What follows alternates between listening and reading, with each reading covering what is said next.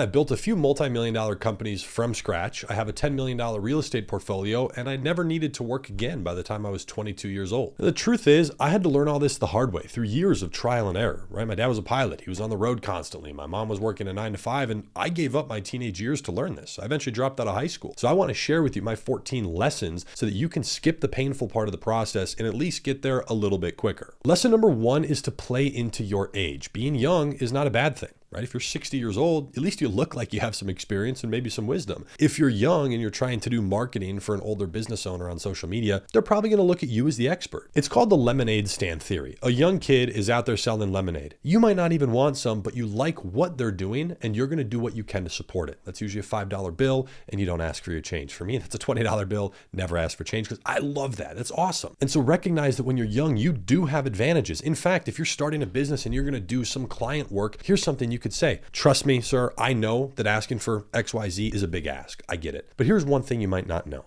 I can give you the attention that a big agency can't. To them, you're just another number, client number 106. To me, you're my full focus. So I will be committed and dedicated to personally servicing this account to make sure you are satisfied and getting the results you want. If not, I'll keep working with you for free. That is a way that you can phrase things and spin it around to your benefit. I should have done this more. It's a lesson I learned. Now, lesson number 2 is your environment is everything. This is something I did well. I ended up dropping out of high school and moving to California when I was 17 because I just couldn't be around it any longer. It's really what it was. I had no friends. I knew nobody in California. I went months alone just building my business because your environment's everything. And I would rather be around nobody than be around the wrong people, people who are negative, people who don't believe in themselves. They complain about everything. Don't do it. But when I was young, I didn't know who to get around and I hadn't done anything cool. So I was kind of in between friend groups. And that's a very real place to be until you've done something of value yourself that's noteworthy. You can't kind of level up and go into friends who've already done what you want to do. You got to get there yourself, but put yourself in the environment. Be around it, see it, go to open houses, walk the car dealerships,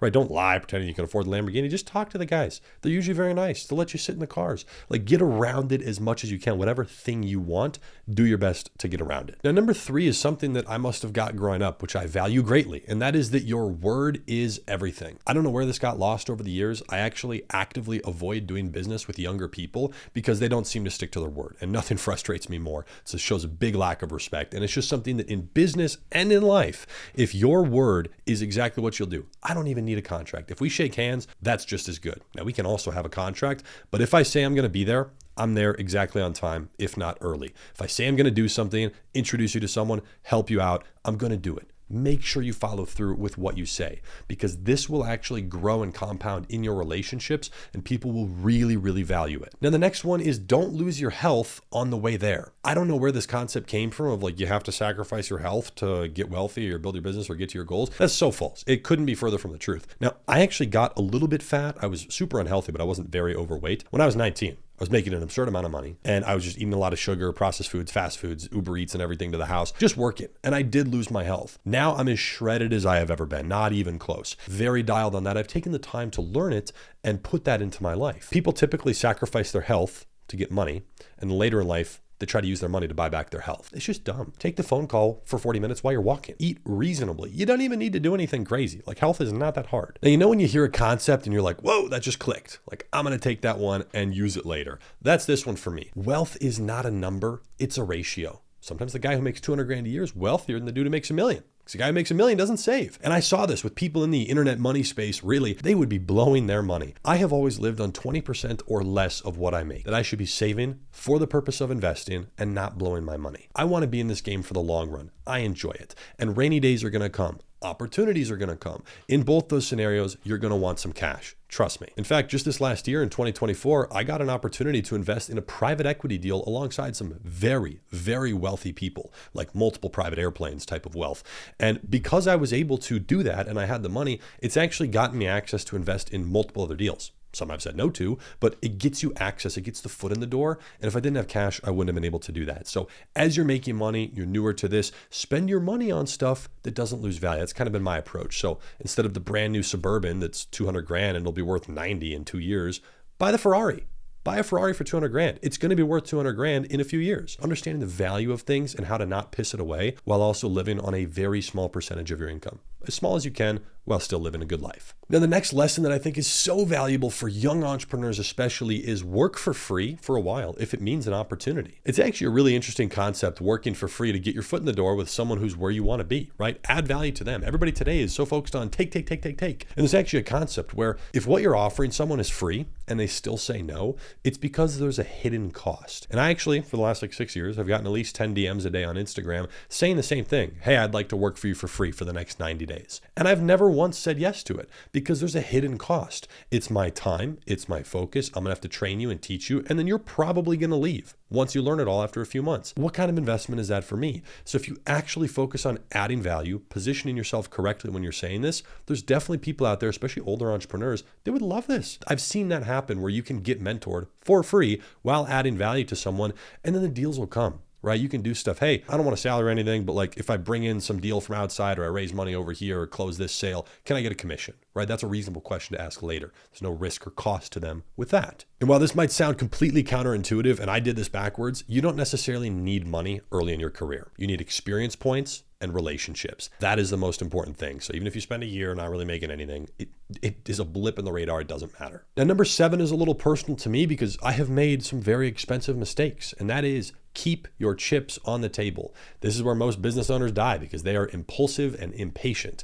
When you are winning in the game of poker, you don't want to be taking chips and putting it over here into a different game because then you can't bully this guy, bluff this guy, buy this company, right? You can't move around the board. You can't hire people to help you. And I started taking money out of my business, the e-commerce stuff and the consulting for e-commerce, because we didn't really need much money to grow it, or so I thought. I started putting money into real estate and it made a lot of money, but I should have been hiring expensive people who were experienced, should have been investing into the company, buying expensive trainings because we could have grown. And the hard dilemma for me for years is like, I can't look at it as wrong because again, it did well and who knows what would have happened in the business. But to some degree, I probably should have been somewhere in the middle where you should continue growing what you have, because getting distracted by a different industry or a different investment is usually the quickest way to kind of lose everything. So don't make the mistake of taking too many chips off the table. And chips, by the way, is not just money. It's also time and attention. Those 3 things, incredibly valuable. Keep it focused on what's working. Now, number 8 plays off of this perfectly, which is who, not how. If you're stuck at 500,000 a year and you want to go to 3 million, it's not how do you run Facebook ads better? How do you build a better website? Who can run the ads? Who can build the site?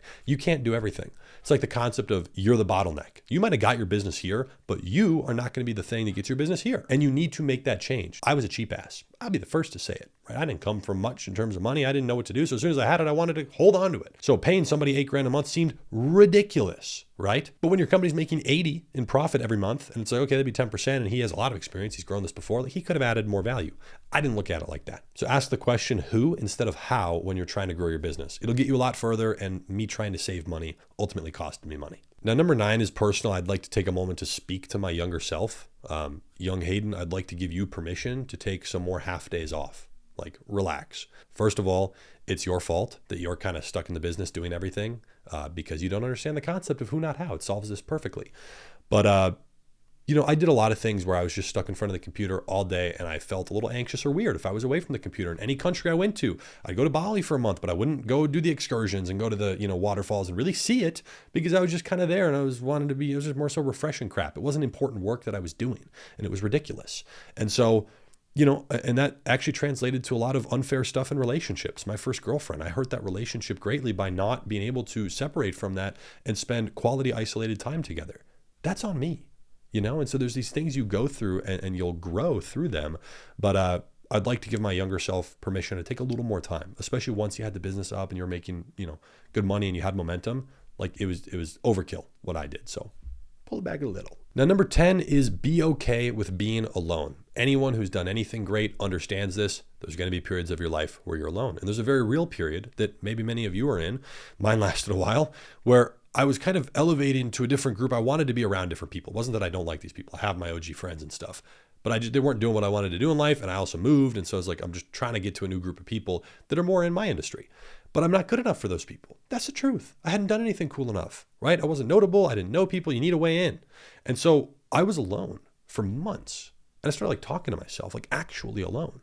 And it's something where I didn't feel weird at the time, but the people that I from when I was 16 started getting around, because I couldn't do it in person because I wasn't good enough to be around these people, I just did it online. And that sounds really weird, but I would just listen to podcasts, listen to audiobooks, and I would follow the people who are where I want to be. So they became my internet friends, if you will, where I'm just listening, I'm absorbing. Those were the people I was around. That's all I was hearing. And that was actually really beneficial. Limit your time around people and conversations that are not headed in the direction that you want to go in. It's just, I'd rather be alone than be around the wrong people or the wrong conversations. That's just my truth. Now, number 11 gets into some business dynamic negotiations, but also everything else in life, which is the person who is willing to walk away from the deal has the power. This is way beyond business negotiations. Like, oh, I'm willing to, walk away from the business deal.